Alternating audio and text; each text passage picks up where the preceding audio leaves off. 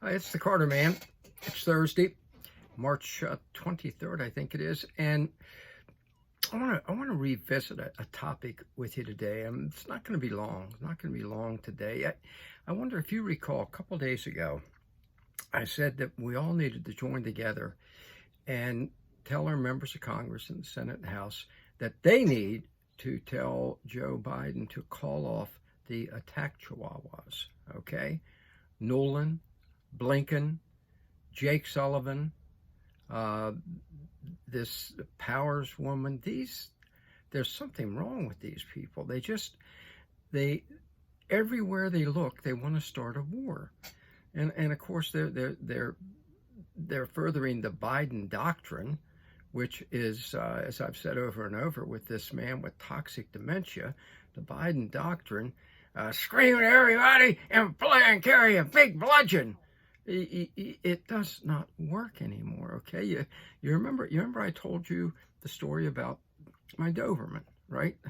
You know, who he is gigantic, biggest Doberman in the world, I think, 130 pounds. I found a picture of him. All right, I know some of you, those of you who aren't animal lovers, are thinking, man, do we need to hear this? Those of you who understand, yeah.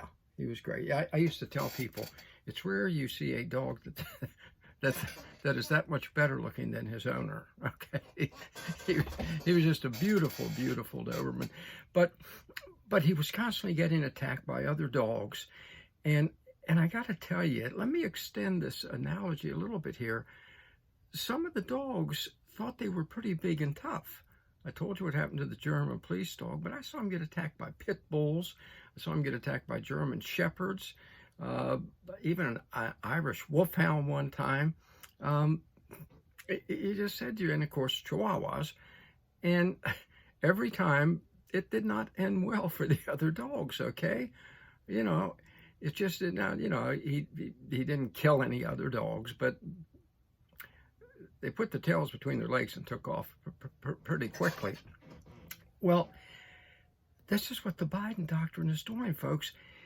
We are attacking, like these other dogs did Barron, everyone else in the world. And almost in some of the ways individually, Russia and China, they're kind of, if I can use the term, Barron-esque. But these other countries together that we're attacking now are kind of, joint barons, let's say, okay? You can't keep doing this.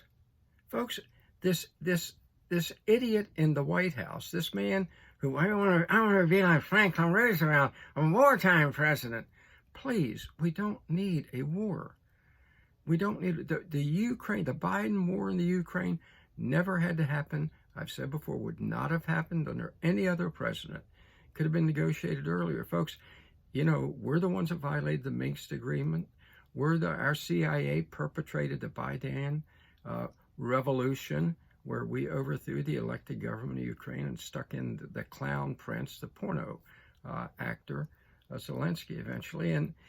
And none of this had to happen, but since we did it, and finally Russia did react after the Zelensky and his pals had killed 14,000 pro-Russian citizens in the Donbass. Okay, it happened, but it could be ended. It needs to be ended now. It needs to be ended now. Look what we've done. We have now, thanks to the Biden doctrine, Xi and Putin, please, I beg you, do not underestimate what happened at that meeting. It was not all about Ukraine. As both Putin and Xi said, it was about changing the entire world order. This could never have happened under a sane U.S. president. Okay? What you have now is the rest of the world saying to the United States, so long, we've had it with you people. We put up with a lot of your nonsense. Bush's invasion of Iraq, for God's sake, with the weapons of mass delusion, since they weren't really there. With Obama and his red lines in Syria, another lost force. Well, now Syria has made peace with Turkey. We tried to keep them divided. Thanks to Putin, they've made peace. Iran's made peace with Yemen and with Saudi Arabia and with Syria, thanks to Xi and Putin. The U.S., the Russia, I was going to say Soviet Union, Russia just had a meeting with 40 leaders of African nations at the same time that Xi was there in Russia. What does this tell you about where the world's going? And look at Central and South America now. One nation after another is saying to the U.S., sorry, we're fed up with your Biden doctrine of eternal warfare. Honduras now has shifted to China. Now you might say, well, who cares about these little Central America? You know what? They're on our border, and taken together, they amount to a lot. So don't fall into that trap of the liberals belittling these people. Nicaragua has said it wants to join BRICS. BRICS is going to be the new economic world order again, thanks to toxic dementia Joe Biden, deciding I won't get involved in anything else in the world but making war on people. Mexico wants to join BRICS. Folks, now they're going to trade for oil. Saudi Arabia's agreed in Chinese denominations.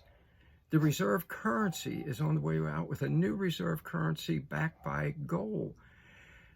We're in a mess. I don't know any other way to say it, okay? I don't know any other way to say it, because the rest of the world is kind of like this guy, kind of big and bold. Sorry for the reflections there. There we go. There we go. And look, does he look vicious to you? He's not. The rest of the world is not. But you can't keep attacking him. The other dogs learned over time. So that's where we are. And that's why I think it's important for us to contact your members of the Senate and the House and tell them, knock it off. Knock it off. If you happen to live in, South Carolina, where Lindsey Graham is, just say, Lindsey, shut up. Okay? It's time for that. It is time for that, all right? Talk about attack chihuahuas.